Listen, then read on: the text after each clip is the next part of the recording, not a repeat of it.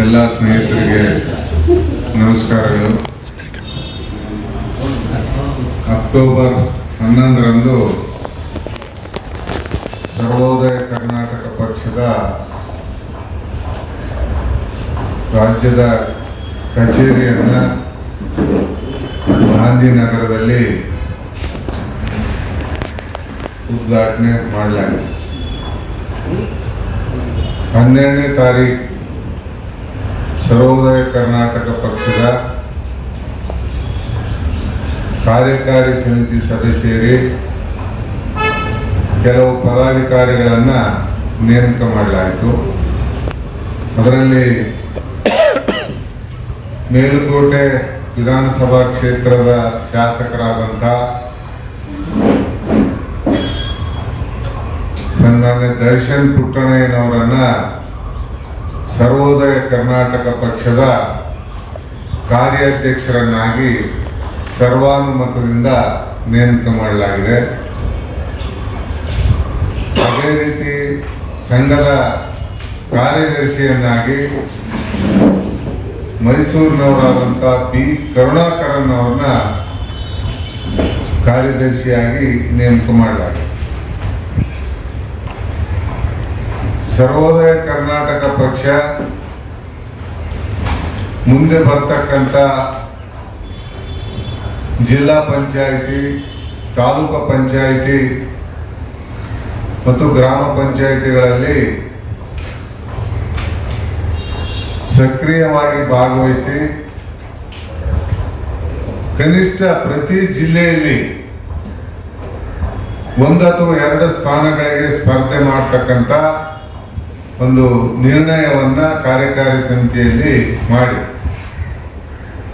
ಪ್ರತಿ ಜಿಲ್ಲೆಯಲ್ಲಿ 2 ಕ್ಷೇತ್ರದಲ್ಲಿ ಜಿಲ್ಲಾ ಪಂಚಾಯಿತಿ ಮತ್ತು 7-8 ತಾಲೂಕು ಪಂಚಾಯಿತಿ ಕ್ಷೇತ್ರಗಳಲ್ಲಿ ಸ್ಪರ್ಧೆ ಮಾಡಲಿಕ್ಕೆ ನಿರ್ಣಯ ಮಾಡಿದೆ ಮತ್ತು ಗ್ರಾಮ ಪಂಚಾಯಿತಿಯಲ್ಲಿ ಸಕ್ರಿಯವಾಗಿ ಎಲ್ಲ ಸ್ಥಾನಗಳಿಗೂ ಸ್ಪರ್ಧೆ ಮಾಡಲಿಕ್ಕೆ ನಿರ್ಣಯ ಮಾಡಿದೆ.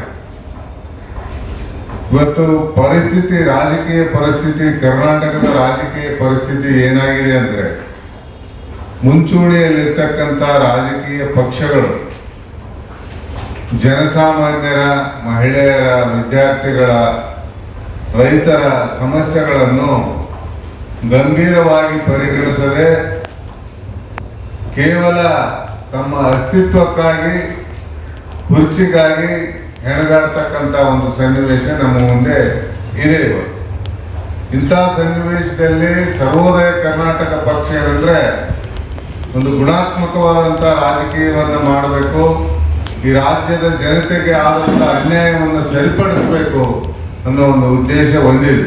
ಇವತ್ತು ನೋಡ್ರಿ, ಯಾವುದೇ ಪಕ್ಷದ ನೀವು ತಗೊಂಡ್ರೆ ಇವತ್ತು ಕಾಂಗ್ರೆಸ್ ಏನಂತಂದ್ರೆ ಮುಖ್ಯಮಂತ್ರಿ ಕುರ್ಚಿಗೆ ಬರೀ ಅದ್ರ ಬಗ್ಗೆನೇ ಚರ್ಚೆ ನಡೀತದೆ ಹೊರತು ಉತ್ತರ ಕರ್ನಾಟಕದಲ್ಲಿ ನಡೆದಂತ ಅತಿವೃಷ್ಟಿ ಆಗಲಿ, ದಕ್ಷಿಣ ಕರ್ನಾಟಕದಲ್ಲಿ ನಡೆದಂತ ಬರಗಾಲ ಆಗಲಿ ಇದ್ರ ಬಗ್ಗೆ ಇವತ್ತು ಚರ್ಚೆ ಮಾಡ್ತಾ ಇಲ್ಲ.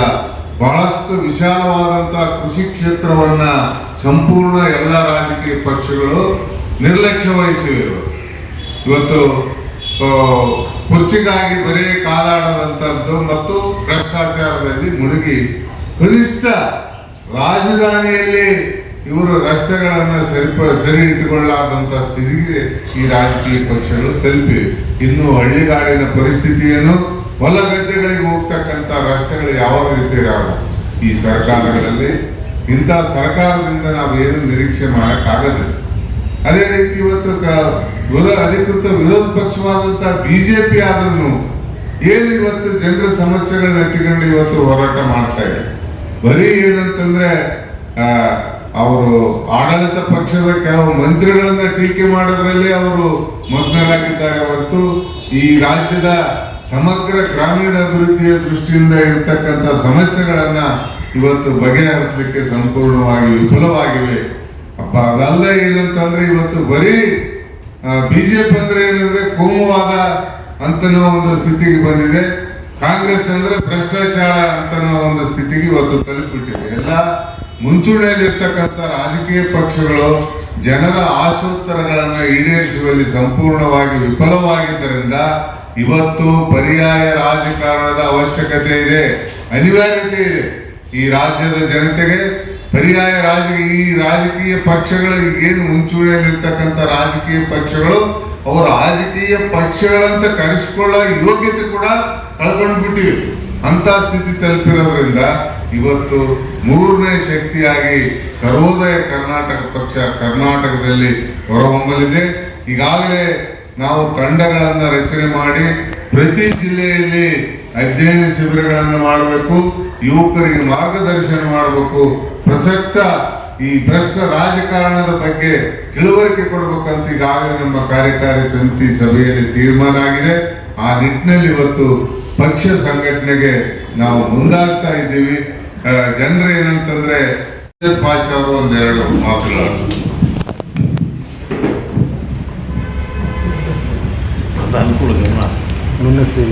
ಮಾಧ್ಯಮ ಮಿತ್ರರಿಗೆ ನಮಸ್ಕಾರ.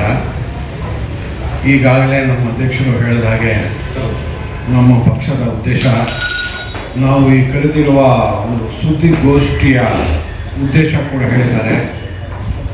ಈ ಸುದ್ದಿಗೋಷ್ಠಿಯ ಮುಖ್ಯ ಉದ್ದೇಶ ಕಾರ್ಯಕಾರಿ ಸಮಿತಿಯ ಪುನರಚನೆ ಆಯಿತು. ಕಾರ್ಯಾಧ್ಯಕ್ಷರು ದರ್ಶನ್ ಪುಟ್ಟಣ್ಣನವ್ರನ್ನ ಸರ್ವಾನುಮತದಿಂದ ನಾವು ಆಯ್ಕೆ ಮಾಡಿದ್ವಿ. ಎರಡನೇದಾಗಿ ಕಾರ್ಯದರ್ಶಿಯಾಗಿ ಕರುಣಾಕರನ್ನು ಮಾಡಿದರು. ಮತ್ತು ನಮ್ಮ ಅಧ್ಯಕ್ಷರು ಸರ್ವೋದಯ ಕರ್ನಾಟಕದ ಪಕ್ಷದ ಉದ್ದೇಶ ಕೂಡ ಹೇಳಿದ್ದಾರೆ, ಈಗಿನ ಪರಿಸ್ಥಿತಿ ಕೂಡ ಹೇಳಿದ್ದಾರೆ. ಈಗ ನಾನು ಹೇಳೋದಕ್ಕೆ ಏನು ಬಯಸ್ತೇನೆ ಅಂತ ಹೇಳಿದ್ರೆ, ನಾವು ಹೊರಟಿರೋದು ಪರ್ಯಾಯ ರಾಜಕಾರಣ ಮಾಡೋದಕ್ಕೆ. ಪರ್ಯಾಯ ರಾಜಕಾರಣದ ಮೊದಲು ಇದರ ಹಿನ್ನೆಲೆ ನಮಗೆ ಸರ್ವೋದಯ ಕರ್ನಾಟಕ ಪಕ್ಷಕ್ಕೆ ಬೆನ್ನೆಲುಬಾಗಿ ನಿಂತಿರುವ ಎರಡು ಚಳುವಳಿಗಳಿದೆ. ರೈತ ಚಳುವಳಿ ಒಂದು, ದಲಿತ ಚಳುವಳಿ ಒಂದು. 1975ರಿಂದ ದಲಿತ ಚಳುವಳಿ ಅಸ್ತಿತ್ವದಲ್ಲಿದೆ. 1980ರಿಂದ ರೈತ ಚಳುವಳಿ ಇದೆ. ರೈತ ಮತ್ತು ಕಾರ್ಮಿಕ ಇವರಿಬ್ಬರ ಒಂದು ಹೊಂದಾಣಿಕೆ ಇಡೀ ದೇಶದಲ್ಲಿ ಒಂದು ಮಾದರಿಯಾಗಿದೆ. ರೈತ ಚಳುವಳಿ ಬೇರೆ, ದಲಿತ ಚಳುವಳಿನೇ ಬೇರೆ ಅಲ್ಲ. ಆ ಇಬ್ಬರ ಒಂದು ಸಮಸ್ಯೆಗಳು ಇಬ್ಬರೂ ಸೇರಿ ನಾವು ಬಗೆಹರಿಸ್ತಾ ಇದ್ವಿ. ಸುಮಾರು 4 ದಶಕಗಳಿಂದ ಕೇವಲ ಚಳುವಳಿಯಿಂದ ನಮ್ಮ ಆಸೆಗಳು ಅಥವಾ ನಮ್ಮ ಸಮಸ್ಯೆಗಳು ಪರಿಹಾರ ಆಗಲ್ಲ. ಇದಕ್ಕೆ ಒಂದು ರಾಜಕೀಯವಾಗಿ ನಾವು ಮುನ್ನಡೆಯಬೇಕಂದ್ಬಿಟ್ಟು ಒಂದು ಪರ್ಯಾಯ ರಾಜಕಾರಣ ಮಾಡಬೇಕಂತ ಸರ್ವೋದಯ ಕರ್ನಾಟಕ ಪಕ್ಷ ಅಂತ ಆಗಲೇ ನಮ್ಮ ಹಿರಿಯರು ಕಟ್ಟಿದ್ರು. ಈಗ ಇದು ಪುನಶ್ಚೇತನ ನಾವು ಮಾಡಬೇಕಾಗಿದೆ. ಈ ಪರ್ಯಾಯ ರಾಜಕಾರಣಕ್ಕೆ ಇಂದಿನ ಪರಿಸ್ಥಿತಿಯಲ್ಲಿ ಅನೇಕ ಸವಾಲುಗಳು ಇದೆ, ಅವಕಾಶಗಳು ಇದೆ. ಒಂದು ಪರ್ಯಾಯ ಪಕ್ಷ ಅಂತ ಹೇಳಿದ್ರೆ, ರಾಜಕೀಯ ಪಕ್ಷ ಈ ಕಾಲದಲ್ಲಿ ಮಾಡೋದು ತುಂಬ ಕಷ್ಟ ಇದೆ. ಸವಾಲುಗಳು ಏನು ಅಂತ ಹೇಳಿದ್ರೆ, ಸ್ವತಂತ್ರ ಬಂದಾಗಿನಿಂದ ಬೇರೆಯವರಿರುವ ಪಕ್ಷಗಳು, ಭದ್ರವಾಗಿ ಬೇರೆಯವರಿದೆ ಪಕ್ಷಗಳು, ಅದರ ಜೊತೆಗೆ ಅದರ ವಿರುದ್ಧ ಹೋರಾಟ ಮಾಡಬೇಕು. ಆ ಪಕ್ಷಗಳ ಪರಿಸ್ಥಿತಿ ಏನಿದೆ ಅಂತ ಹೇಳಿದ್ರೆ, ಆ ಪಕ್ಷದಲ್ಲಿ ಆ ಪಕ್ಷ ಈ ಪಕ್ಷ ಅಂತಲ್ಲ, ಕೇಂದ್ರ ಪಕ್ಷ ಆಗಿರ್ಬೋದು, ಸುಮಾರು 40-50 ವರ್ಷದಿಂದ ನಡೆಸ್ತಾ ಇರುವ ಎಲ್ಲ ಪಕ್ಷಗಳಲ್ಲೂ ಅಪರಾಧಿಗಳು ತುಂಬಿ ತುಳುಕ್ತಾ ಇದ್ದಾರೆ, ಭ್ರಷ್ಟರಿದ್ದಾರೆ. ಈಗಿನ ವ್ಯವಸ್ಥೆಯಲ್ಲಿ ಈ ಕಾರ್ಪೊರೇಟ್, ಕರಪ್ಟ್, ಕಮ್ಯುನಲ್ ಈ ಮೂರು ಸೇರ್ಕೊಂಡು ಇವರು ರಾಜಭಾರ, ಕೇಂದ್ರ ಆಡಳಿತ ಇರ್ಬೋದು, ರಾಜ್ಯ ಆಡಳಿತ ಇರ್ಬೋದು, ಇಂಥವರಿಂದ ಜನಪರ ನೀತಿ ನಾವು ಎಕ್ಸ್ಪೆಕ್ಟ್ ಮಾಡೋದು ತುಂಬ ಕಷ್ಟ ಇದೆ. ಆ ಜನ ವಿರೋಧಿ ನೀತಿಗಳ ವಿರುದ್ಧ ನಾವು ಹೋರಾಡೋದೇ ಈಗಿನ ಒಂದು ಸವಾಲಾಗಿದೆ. ಒಂದು. ಎರಡನೇದು, ಈಗಿನ ಒಂದು ರಾಜಕೀಯ ಪರಿಸ್ಥಿತಿಯಲ್ಲಿ ಬಹಳಷ್ಟು ಜನ ಹಣ ಮಾಡೋದಕ್ಕೆ ಬರ್ತಾ ಇದ್ದಾರೆ, ಭ್ರಷ್ಟರಾಗೋದಕ್ಕೆ. ರಾಜಕಾರಣ ಒಂದು ದೊಡ್ಡ ವ್ಯಾಪಾರದ ಉದ್ದಿಮೆ ಥರ ಇದೆ. ಇನ್ನೊಂದು ಥರ ಜನ ಇದ್ದಾರೆ, ತಾವು ಮಾಡಿರುವ ಸಂಪಾದನೆ ಮಾಡಿರುವ ಸಂಪತ್ತನ್ನು ಉಳಿಸಿಕೊಳ್ಳಲು ರಾಜಕೀಯಕ್ಕೆ ಬರ್ತಾ ಇದ್ದಾರೆ.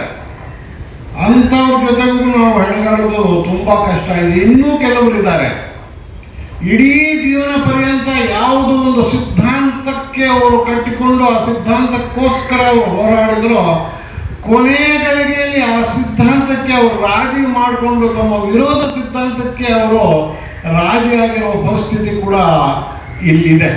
ಇಂಥ ಸವಾಲುಗಳು ಅಂತ ಹೇಳಿದ್ರೆ, ಈಗ ಸಾಮಾನ್ಯ ಮನುಷ್ಯರು ರಾಜಕೀಯದಲ್ಲಿ ಅಥವಾ ರಾಜಕಾರಣದಲ್ಲಿ ಎಲೆಕ್ಷನ್ ಸ್ಪರ್ಧೆ ಮಾಡೋದೇ ಒಂದು ದೂರದ ಮಾತಾಗಿದೆ. ಅತಿ ಸಾಮಾನ್ಯ ಮನುಷ್ಯ ಒಂದು ಸಾಧ್ಯವೇ ಇಲ್ಲ. ಹಣ ಅನ್ನೋದು ಎಲೆಕ್ಷನ್ ಟೈಮಲ್ಲಿ ಕೋಟ್ಯಾಂತರ ರೂಪಾಯಿ ಖರ್ಚು ಮಾಡುವ ಪರಿಸ್ಥಿತಿಯಲ್ಲಿ ನಮ್ಮ ಸರ್ವೋದಯ ಕರ್ನಾಟಕ ಪಕ್ಷ ಅಷ್ಟೊಂದು ಆರ್ಥಿಕವಾಗಿ ಶಕ್ತಿವಾಗಿಲ್ಲ. ಈಗಿನ ಒಂದು ಪರಿಸ್ಥಿತಿ ಈ ರಾಜಕೀಯ ಅಥವಾ ಒಂದು ಪ್ರಜಾಪ್ರಭುತ್ವ ಅನ್ನೋದು ಒಂದು ಭ್ರಮೆ ಆಗಿದೆ. ಡೆಮೋಕ್ರಸಿ ಇದೆ ಇಲ್ಯೂಷನ್ ತರ. ಇಂತಹ ಸವಾಲುಗಳ ಮಧ್ಯೆ ನಮಗೆ ಸರ್ವೋದಯ ಕರ್ನಾಟಕ ಪಕ್ಷಕ್ಕೆ ಅವಕಾಶಗಳು ಇದೆ, ಹೆಚ್ಚಾಗಿದೆ ಅವಕಾಶಗಳು.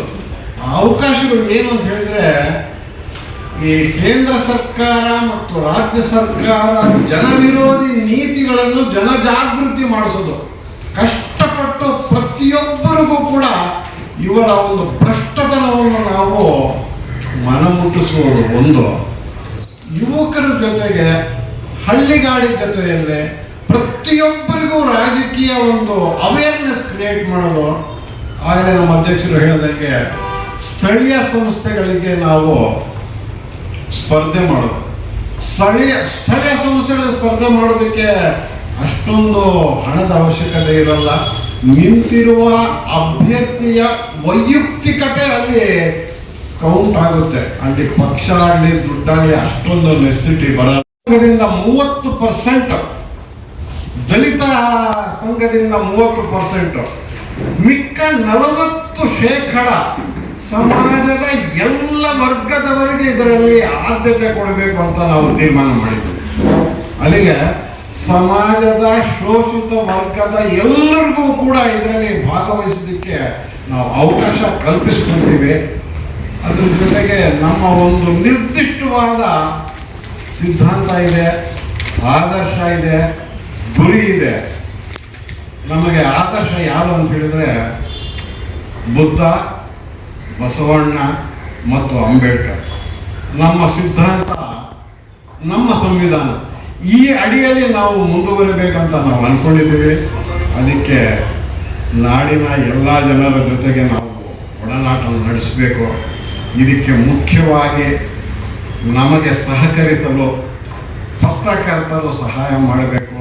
ಈ ನಮ್ಮ ಪಕ್ಷದ ಬಗ್ಗೆ ಪ್ರಾಮಾಣಿಕವಾಗಿ ನೀವು ನಮ್ಮ ಒಂದು ಕಾರ್ಯಕ್ರಮಗಳನ್ನು ಪ್ರಕಟಿಸಿದ್ದೇ ಆದಲ್ಲಿ ಈಗಿರುವ ಒಂದು ಭ್ರಷ್ಟ ಸರ್ಕಾರಗಳ ವಿರುದ್ಧ ಹೋರಾಡೋದಕ್ಕೆ ಅನುಕೂಲ ಆಗುತ್ತೆ ಅಂತ ನಾನು ಆಶಿಸ್ತಾ, ಎಲ್ಲರೂ ಕೂಡ ತಯಾರಾಗಿರೋದ್ರಿಂದ ಈ ವಿಷಯವನ್ನು ಪತ್ರಿಕೆ ಮುಖಾಂತರ ಬರಲಿ, ಈ ಸುದ್ದಿ ಈ ರಾಜ್ಯಕ್ಕೆ ಇದಾಗಲಿ ಅಂತೇಳಿ ಈ ಪತ್ರಿಕಾಗೋಷ್ಠಿಯನ್ನು ಕರೆದು ನಮ್ಮ ಅಧ್ಯಕ್ಷರು ಈ ವಿಷಯವನ್ನು ಎಲ್ಲರೂ ಕೂಡ ತಿಳಿಸಿದ್ದಾರೆ. ಈಗ ಇದರಲ್ಲಿ ಭಾಗವಹಿಸಿದಂಥವರು ಕೂಡ ಈ 6 ಜನರು ಕೂಡ ಸಂಘದ ಪಕ್ಷದ ಪದಾಧಿಕಾರಿಗಳಾಗಿರೋದ್ರಿಂದ ಈ ವಿಷಯವನ್ನು ತಮಗೆ ತಿಳಿಸಿ ಇದನ್ನು ಪ್ರಚಾರ ಮಾಡಲಿ ಅಂತೇಳಿ ಈ ಪತ್ರಿಕಾಗೋಷ್ಠಿಯನ್ನು ಕರೆದು ಈ ಪತ್ರಿಕಾಗೋಷ್ಠಿಯನ್ನು ನಡೆಸ್ಕೊಟ್ಟಿದ್ದೇವೆ. ಇನ್ನೇನಾದರೂ ಇದ್ರ ಬಗ್ಗೆ ತಾವು